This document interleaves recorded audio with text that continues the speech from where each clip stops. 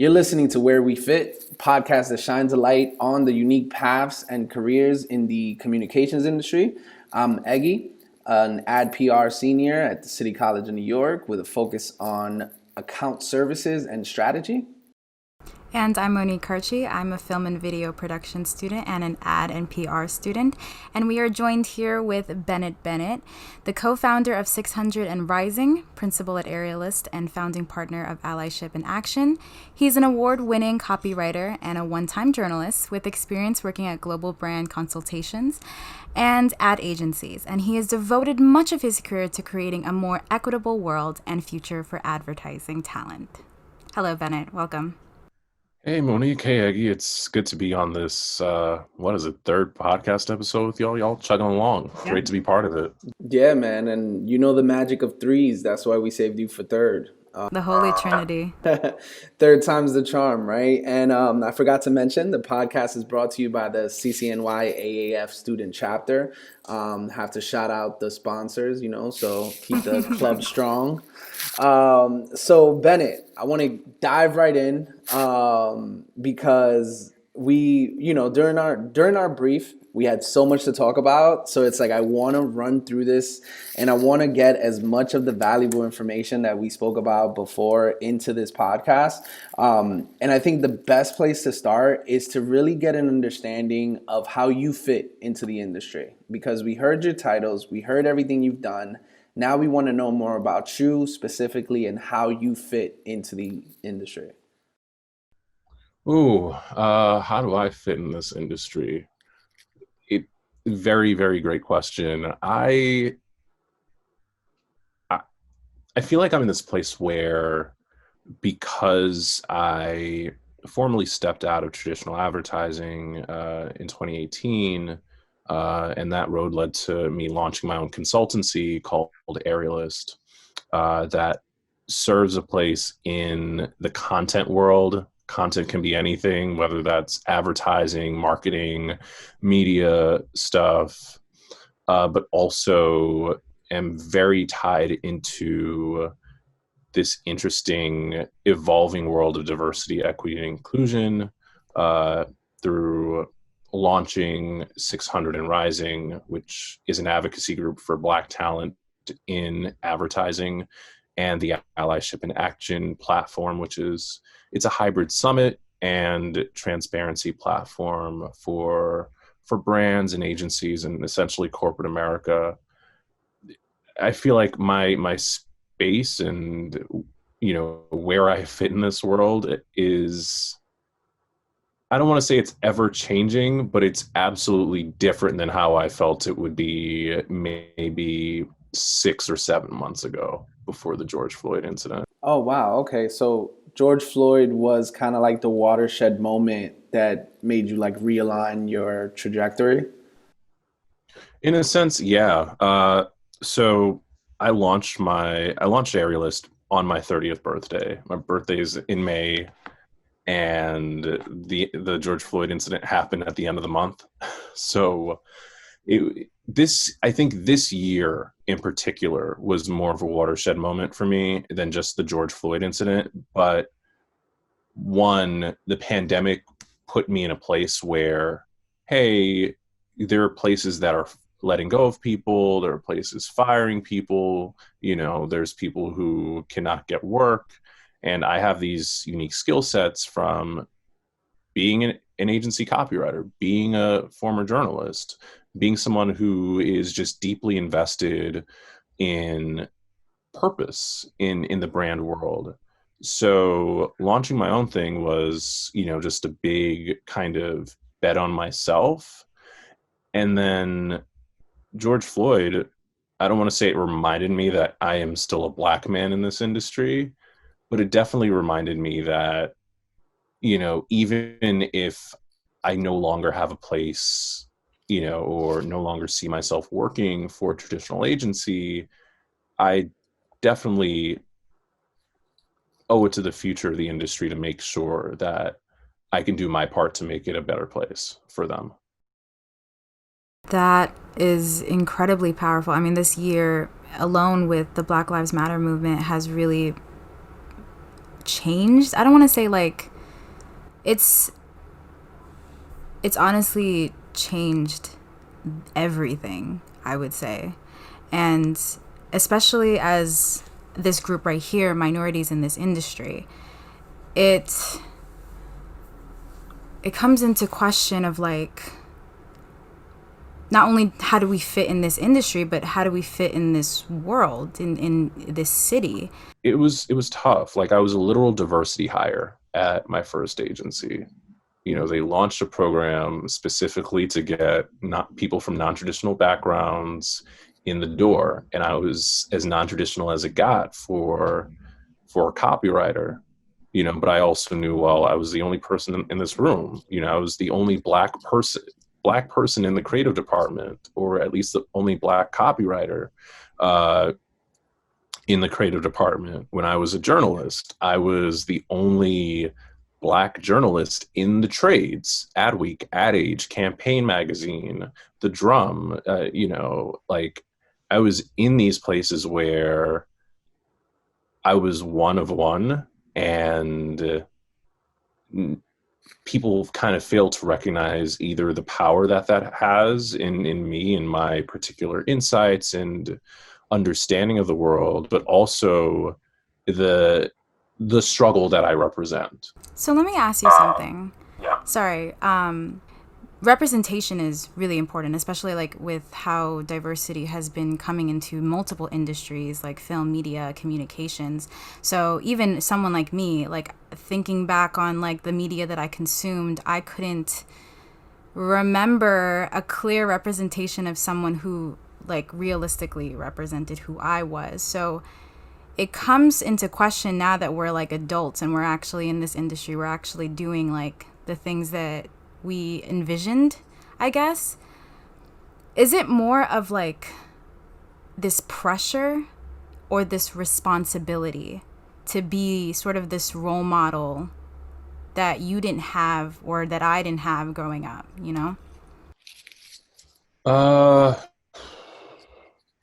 It's pressure if you want it. It's responsibility if you want it. Some people just choose to. Some people have chosen through their careers that assimilation may be the better option, and assimilation is a different kind of pressure where you're like trying to like fit into a white patriarchal cisgender structure, right? And that in and of itself is pressure because you don't really belong, but like you're doing it to please other people. I think there is a bit of freedom. Yes, there is pressure because you want to do right by, the people who see you, not just as you, but in themselves.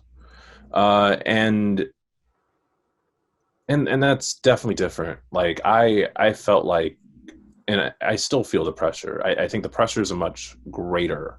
And I feel like I'd been, or at least, being part of an organization like 600 and Rising has put more pressure on me because, when it's just me as a copywriter or a journalist and somebody from a school like CCNY or, within the CUNY system or just in general sees me and says, hey, I want to learn from you. I want to know what I can do.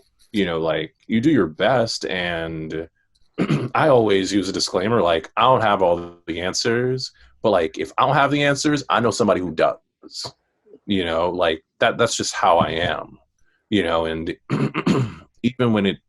even when I recognize, well, it's not just black people I got to look out for, it's other people of color who are seeing somebody who has some bit of success that they aspire to. Because not all black people want to be copywriters, and not all, and there are tons of people of color and women who want to be, in a space where I was at, or am. And, it's just like holding space. And for somebody like me who, again, like growing up in Queens, growing up in Far Rockaway, like I'm around that, like I'm around diversity. That always felt like my privilege. So Right. I use that now as a way to remind myself that meeting people where they are is fun. Understanding people's stories, understanding, their struggles, like that's fun to me.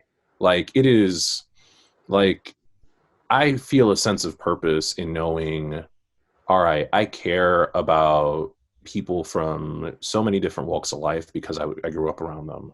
And in order to, like, I feel like if you care about these people, you should care about the things that are the problems that they deal with, because you're always going to find more common threads than you believe. Uh, is it hard sometimes? Yes. Like, absolutely. And again, like now that I'm running 600, like it's a greater responsibility because you have to think about the entire Black experience, uh, not just the experience of being a Black man, not just my specific experience of being a first generation American, of Jamaican heritage, and wanting to make sure that we have like more diverse Caribbean representation, across the board. It's the struggles of Black women. Like FKA Twigs just like came out with a lawsuit against Shia LaBeouf. There's so many Black women who are dealing with issues of sexual harassment in the workplace that I have to think of when I'm in these spaces. So like, and that's just one example. Pay equity, all these things, and it's a lot. But like again, like it's pressure if you want it, it's responsibility if you want it, and I guess clearly, like I've chosen to take on the bigger problems because I guess I got tired of hearing people say that, like, oh, advertising doesn't cure cancer. But I'm like, a good story saves lives. What stories are we putting out in the world that ensure that people know that there is a better way towards a better quality of life, that there are better ways to treat people? And I like that. I think I like that as a storyteller. I love that as a problem solver. what I find very interesting is that, so far, this is our third episode, and the first two episodes were very, very focused on the tangible skill sets and the like reproducible kind of skills that you can learn and use in the trade. And this episode specifically is scratching the surface on an entirely different aspect of the things that you need to have and the tools that you need to really, really succeed in the industry. The kind of tools that go beyond what you learn in class and what you pick up during some of the coursework in the program.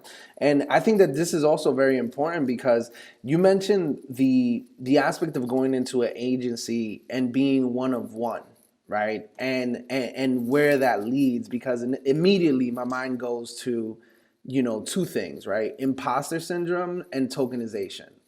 So emotionally, right? Because this is really, the stuff that you're not going to learn in school. You could only learn it through life experiences or through insights of others, right? So I'm trying to pick your mind right now. It's like, how did you build the skill set or the mentality that kind of lets you enter a space where you're one of one and avoid tokenization, avoid the imposter syndrome, or maybe not avoid, but manage it as best you can in order to persevere through that experience? I had to think about this, and it's still a hard thing to answer because and not in the sense that like it's difficult for me to answer your question. It's just like you kind of bring yourself back into scenarios where, for example, like I remember when our creative residency ended at BBDO. It was a 1 year residency. We were paid like 50K for just I don't want to say just to be there, but to essentially like be full-time employees, get on as many projects as we could, like infuse something different into the agency culture, and then hopefully be part of the fuller agency experience after that year. And because nobody knew what that meant to be a creative resident, they thought I was an intern. Even when I spent like 2, 3, 4 years there were people who would reach out to me and say, hey, you know, how's your internship going, like within the agency? And that was frustrating. Like I had coworkers who started as interns after I broke in, and they got leveled up twice in front of me. And like, I've been putting in the work, but there was really no visibility. And I would be the person called into college fairs. Not that I didn't mind, like I didn't mind talking to college students. I didn't mind letting people know, but it was just like, Bennett likes people, you know, this. Bennett likes people. We don't. Right. Like, Was there like an aspect of code switching through this whole thing? Like as you saw people kind of get, get advanced for whatever reason there is. Did you ever feel the need to code switch when you were at an agency? oof, oof. I feel like being a black being an American kid to Jamaican parents forced me to code switch very early on. So it didn't even feel like hard. Like I know I talk a certain way when I'm in the corporate world, but it's just like I've known I just talk proper, and I would be picked on for talking proper growing up. But that was because I did speech therapy. That's because I was in ESL when I was in kindergarten and first grade, because I Right. just didn't know Shout how out to to the like ESL properly kids. talk. So, I just always have been self-conscious about it, but I never really considered it code switching because my voice always felt distinct. But like, you know, I do feel different when and I guess there's the linguistic code switching and the behavioral code switching, right? Mm, So behaviorally, I wasn't really around enough black people to not code switch. And when I right. was, it was at networking events when you are allowed to, in a little bit of a way, you know, dress down your personality a little bit for people. But yeah, like I think I haven't been more free as an individual. I feel like I was just always trying to show up as myself as best as I can. It's just like, you're not going to take away the fact that I'm a black guy. Right. Yeah, I mean Like that's that's inherent, not right? like that's not going to change. I'm 6'7". Of course you're going to ask me about basketball. Like, No. certain things, like, you just know. And to your larger point about tokenism, right? Like, I was just always in a weird, unique position where like I just couldn't change. Like, I couldn't change even if I wanted to try. So I just tried to show up as my best self. And I always tell people who are interning, people who are breaking in, like, try to show up as like as full of yourself, like your fullest self as possible, because people may not appreciate that, and those are the people who probably need to change more than you do. Yeah. But like, I appreciate that, and I know that as long as you are bringing that, like, it is easier for me to help you. Do you feel like this is kind of going back to what you were talking about earlier, but you say that like you have an interest in many diversity and many different cultures. I mean, I'm also from Queens, so I know exactly what you mean when you say that. And but in my experience, I've noticed a lot of like, and let me know if you agree or not. Do you think there is do you think there's like competition between different cultures, different people of ethnic groups, especially in the industry, especially in media? 100%. My first time really dealing with that was in high school. So I went to Brooklyn Tech, specialized high school exam, like mostly Asian students, and that end up at Brooklyn Tech or Stuyvesant, and you almost felt this inherent pressure when you were in a situation like that. And my parents would tell me like, oh, blah blah blah, the Chinese people or the Japanese people would feel away, and like that's part of their ignorance, uh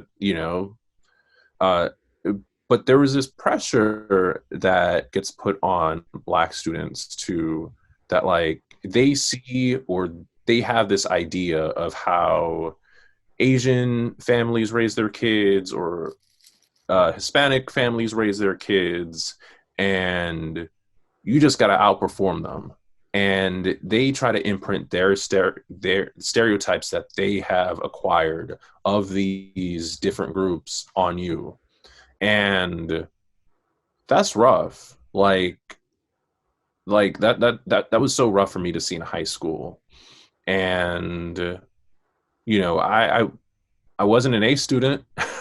Like I may have talked like an A student because I felt like I was book smart, but I was also a slacker. And I think being a slacker allowed me more empathy for when people struggled.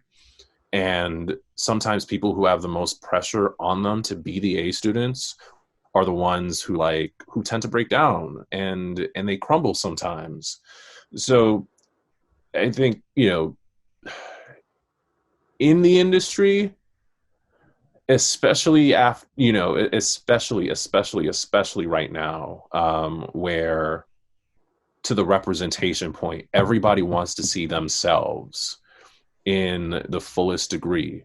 People are very upset at Selena the series on Netflix, right? Because they're like, we want to have our Black Panther moment, and instead you're giving me a watered down version of what J-Lo gave us back in the 90s. I have a very hot take about Selena, and I don't even know if I could say it. As a representative of the Latino community, there's a very hot take in there, and I urge every Latino person listening to this to really, really search their feelings and think about and reevaluate how we view the entire Selena situation. And I'm gonna leave it at there for now. You'll have to tune in to episode 4 to figure out the rest. But it's a hot take. I wanna go back to skill sets, and because your journey through the industry, it seems very interesting, right? Because we have you going from physics at Hunter to copywriting to journalism to broadcasting, all these different skill set. I want to hear a little bit about how you bring all those skills together and how all of them help you through the communications, in your communications career. Let me run that back real quick because that was a whole mess. But we have you going from, and I'm sorry for this, Monique, because you're going to have to edit this and make me sound eloquent. So we have you taking physics at Hunter, going into copywriting, journalism. I know you have some creative writing experience. You're also just kind of entering this lane of diversity and equity and inclusion, and it's so many different skills. How do you bring those all together and kind of make a cohesive kind of skill set that puts you in a position where you're at now? Damn, I feel like professors would call this your personal brand, right? What is your personal brand? Yeah. I, for one, I've never been a fan of quote unquote personal brands, just because I feel like it's fake. People only get to see one part of you. And I even did a whole presentation on how to properly network, which is just getting to know people and, not leaving it to, what's on the resume or LinkedIn profile. Even when I was a physics major, I wanted to do physics because I love sci-fi. I love superheroes. Growing as a kid, I wanted to be a superhero. And when that didn't happen, I just realized maybe I just want to tell superhero stories. I loved Iron Man. I'm a big fan of War Machine. There was that big Marvel announcement, Disney announcement yesterday, and I was pretty geeked up about it. But I'd always wanted to be a writer. I'd always wanted to tell stories. My parents just, felt like to be this person living in a country they moved to from Jamaica, you got to have a career that's stable. Otherwise, what are you doing with your life? And that's what got me into a lot of STEM stuff. So again, Brooklyn Tech, specialized high school. I was applying to creative writing programs, but my parents were like, "Nah, you ain't making any money." So I went to Hunter, and physics was my best class in high school, so I took that up. But like I loved the English classes. I loved sociology and economics, and just like all these people centric courses, because I love culture. I love understanding how people interact with each other, and in flunking out, because I flunked, like that is a proper part of my story that I feel like I should talk about and maybe normalize. Like, 4-year paths through college are they're tough. They're difficult when you are a city kid, or just a person of color, and there is a lot of pressure that comes with that, being first gen. Doing broadcasting, my dad fixed TVs and stereos when I was a kid, and I remember when I was studying physics, I'm like, I want to make people's houses sound really nice because I love acoustics, because my dad fixed stereos. So like it all made sense to me. How does it translate to now? I've always said, and this is how I approached creative directors or people who are hiring me, like I am just as much of a right brain person as I'm a left brain person. Like I can think through anything logically, make things make sense. That is what you do when you grow up dealing with all these sorts of problem solving things like biology or chemistry or physics, which I took up. But like the story and the arts, I'm a Taurus. Tauruses love pretty things. Like I love aesthetically pleasing stuff, and bringing those two things together, like advertising and marketing is a perfect thing, because brands are characters. Brands are characters, and your job is to steward those characters and make sure that people fall in love with them and people want to stick with them. And yeah, I feel like even the diversity stuff, like I was a Maple alum. I did the Ad Color Futures program. I was raised, like my career in advertising was basically me being raised through diversity initiatives and saying, this put me on, I'm gonna put one of my people on. And I feel like at my core, nothing's really changed. I've just learned, one, that I can maybe make some money off of it, and realize like it's an asset to people. And two, I had low self-esteem growing up. Like I was picked on a lot. And for the first time, maybe this year, one, I've learned like and confirmed to myself that like I could be a leader, and do great things, but like I'm actually pretty fucking cool too, you know? Facts. Yeah, I'm really happy that you found your cool, man, because that's like a sounds like an amazing feeling, and recognize you're cool, And we have a couple of Q&A questions, but before we go to those Q&A questions, there is one last question that I want to ask you, and it's because it's an imminent factor for a lot of us that are graduating this semester. We're joining the workforce. Everything that we've learned in school, we're leaving those comforts behind of like having, professors kind of guide us through the work and help us understand what we're trying to accomplish. So we're entering the workforce now. And there was something that you said off air that really stood out to me. And it's that a lot of us don't know what we're about to go up against institutionally in this industry. What is it that you think we are going to go up against the moment we leave the comfort of City College and begin kind of roaming agency life and finding our place and position within the industry? Yeah. For one, I was warned by all the D&I people that I admired that like I was entering a world that was just so much wider, you know. And for one thing, that's one of the things you're up against. Two, the name brands of people coming in are definitely gonna fucking shake you. Like, yes, the whiteness will shake you, and them saying, "Oh, oh, you're diverse. You're a person of color. Like, you should be part of our ERG. You should be part of this. Blah blah blah." And that's fine. Like, whatever. But it genuinely is. You are coming in against people who some of them did MAPE.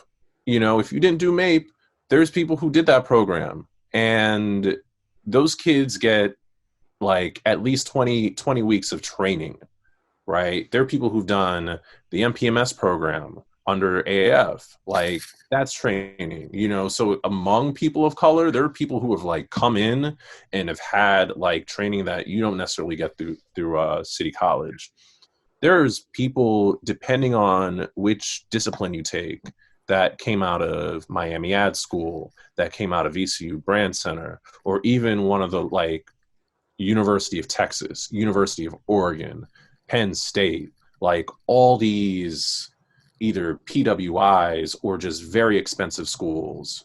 And like, I knew this from day one.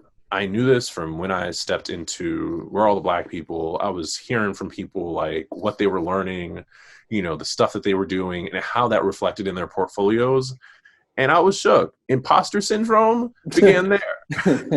Imposter syndrome began that very moment because I have no resume, I have no business cards, but I remembered that like I was an athlete. Like, I like competition.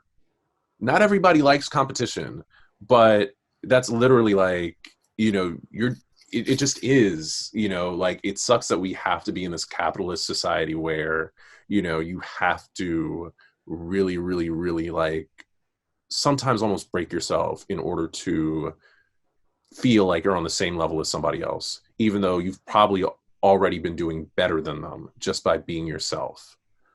Right. And like, I implore you guys, like, even though you're not dealing with your professors after you graduate, get your degree, all of that stuff, you have each other. Like, you guys in the ad PR program are your first family. You are your first community. You are your first network. That's and so I don't want any of you to lose sight of that, because the people who are still in my life from City College, they are like, I went through Superstorm Sandy and they looked out for me, and I got to be at weddings for them. I got to like be parts of their lives, and I got to like help them with jobs, and they got to help me with advice. And I don't like, there will be people you encounter in your careers who also add value to your life, but like, what is that word? Unique selling proposition, right? You learn that in intro classes. Like, everybody else's unique selling proposition was they came from a name brand school or did this or did that. My unique selling proposition was I went to City College. Like, you may have had the name brand, but I have the hustle. I'm a New Yorker. Like, right. like being from New York, being raised in New York, that means something. Like, you are up, like, people had to fly here. This is in our backyard. The moment I realized that this industry was really in my backyard was the moment I realized like more of us got to be here. Like, and this, that drives me, like, more than anything. It is the fact that like, I know I'm from here and I want to see more people like me be able to have a life that they can thrive and not worry about crazy ass rent or gentrification or none of that. And you're really a true inspiration for that, honestly. Like everything that you represent is a true inspiration for that, and the students, especially the students that are watching this podcast. And so as much as I love to continue this conversations, we've got to dive right into this Q&A because we've got some questions from the live audience who are just dying to pick your brain a little bit. One of my favorite questions, this is actually something that I'm personally curious of. What would you look for if you were in a position to hire new graduates from CCNY? Wow, I run my own business, so I may be in a position to hire. Maybe. If Look out let's for us, say, Listen, if the budgets are right, either A-list or 600, there's definitely opportunities. First of all, people who give a shit. Like, I think there's a reason why I wanted to be a superhero when I was a kid. And like it kind of tails into now where I'm just realizing like I always wanted the bigger problems. So much of me wanting to do this work was really understanding like, there's just a bigger purpose out here. Like there's this burn back quote that I love bringing up. Like we who work as professionals in media, marketing, advertising, like we could demonize things, we can vilify things, or we can raise it to another level. And the other thing that we are entering in corporate America that I didn't really get to in Eggie's last question was purpose is becoming so much of a bigger thing. We're dealing with the climate crisis. We are dealing with all these political issues and social justice issues. We are dealing with issues that specifically impact people of color, marginalized communities. And like, I want to know that, like, yes, you care about, why the sneakers app is crazy as it is, or what the newest TikTok trend is. But like, again, like, I always felt like, if I care about people in my life, I care about the issues that, that they have to deal with, on a larger scale. And you have to have this sense of purpose. I dealt with depression after Superstorm Sandy and PTSD, and just this shitty industry experience in my first career arc, and just diving into that sense of purpose, because happiness is a skill that you build, and sometimes you're just not going to be happy. Sometimes as a person of color, the pressure and the weight of upholding your ethnicity or your gender or whatever is a lot, and just surviving as a person is a lot. And just knowing that there is something bigger than you, to fight for, and things that aren't just about your direct happiness or instant gratification. That's a big thing for me. It's gonna be hard to fit all of that in my resume. Sorry. This is a lot of bullet points. I mean, simply put, to put it in a resume, right? Like I would say, if it's immigration issues, if it is just like you work with a youth group in your neighborhood, and you're able to like tie it back to things that make you feel good. No. Like end of the day, it's like, I either helped all these kids at this high school, or, I'm running an AF club, right? Like that's advocacy work. It doesn't need to be big, but it needs to feel big to you. No. Invest in it. Yeah. I totally understand that, and one thing that I love to do at the end of these conversations, because we have some live questions from the audience, but we're gonna forward you those at a different time, because I want to hear your thoughts on it at a different time before my producer kills me. So what I wanted to do is I like to always leave the conversation with summarizing the gems that you dropped off. The puzzle pieces that are gonna help us figure out where we fit and put together our career maps. And a few things that stood out to me right off the bat is a good story saves lives. That was special.